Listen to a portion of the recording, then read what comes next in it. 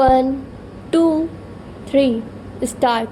अध्यक्ष जी इस दृष्टि से वृद्ध जीवन भर अपने बच्चों के भविष्य की दृष्टि से प्रयास करता है, लेकिन बाद में अकेलापन महसूस करता है और इनकी संख्या देश में करीब 5.5 करोड़ है।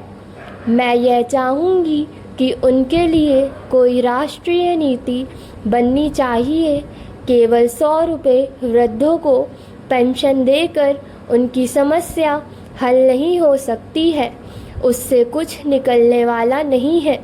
इनका जो अकेलापन है उसको व्यवसाय दे सके, उनको सामाजिक संस्थाओं में काम दे सके, उसके लिए कोई राष्ट्रीय नीति होनी चाहिए।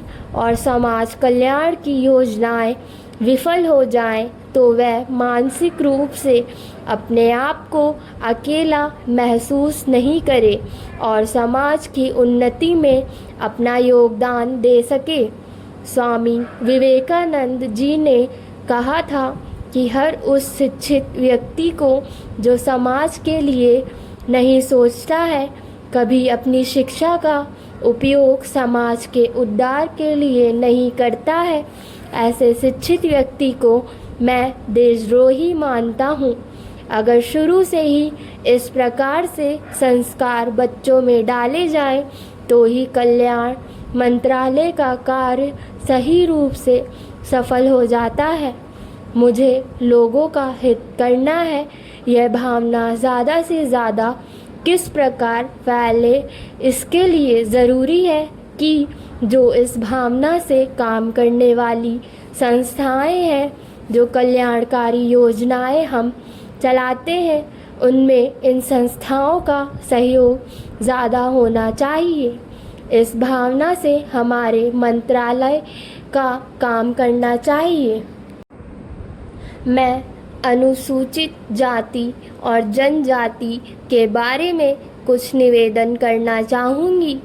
55 साल पहले जब उनको आरक्षण की सुविधा दी गई, तो उस समय डॉक्टर अंबेडकर ने कहा था कि हम इसे 15 साल से ज़्यादा नहीं चाहते हैं, हम अपने पैरों पर खड़ा होना चाहते हैं।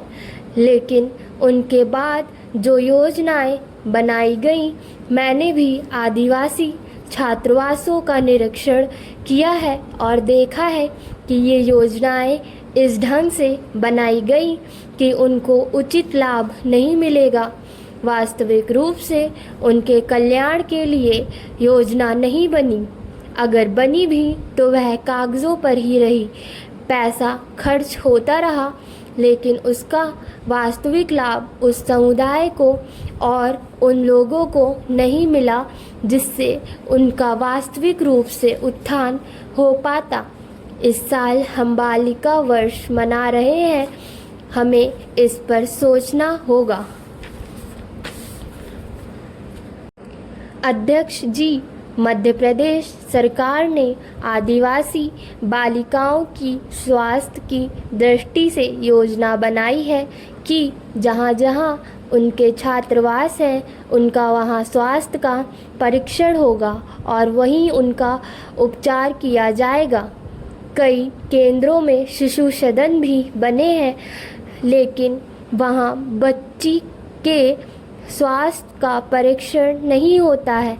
इसलिए जिस प्रकार मध्य प्रदेश सरकार ने यह कार्यक्रम अपने हाथ में लिया है, मैं चाहूँगी कि अपनी सरकार भी इस दृष्टि से सोचे।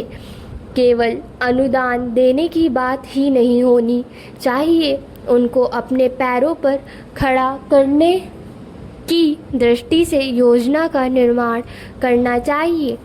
जैसे विवेकानंद जी ने कहा था कि हम अपने आप को देशद्रोही नहीं माने, इस दृष्टि से योजनाएं बनानी चाहिए और वृद्धों के लिए राष्ट्रीय नीति होनी चाहिए जिससे उनको अकेलापन महसूस ना हो। केवल 100 या 150 रुपये की पेंशन देने के बाद हम अपने कार्य की इति समझ लें, यह नहीं होना चाहिए। अगर हम इन सब बातों को सोचें तो हमारे मंत्रालय का जो उद्देश्य है बहुजन हिताय बहुजन सुखाय वह फलीभूत हो सकेगा। हमें गरीबों, आदिवासियों और अनुसूचित जातियों के लिए पूरी तरह से सोचकर उनके हित की योजनाएं बनानी चाहिए और उनका उद्धार करना चाहिए। माननीय सभापति महोदय, सर्वप्रथम मैं माननीय मंत्री जी को श्रम मंत्रालय का कार्यभार संभालने के लिए बधाई देना चाहता हूँ। वह युवा है और अति परिश्रमी है। मैं आशा करता हूँ कि उनको कार्यवधि के दौरान श्रमिकों का जीवन स्तर बेहतर होगा। भारत में दक्ष और अदक्ष दोनों प्रकार के श्रमिक बहुतायत में हैं। हम औद्योगिक दृष्टि से अति विकसित राष्ट्रों में से भी एक हैं।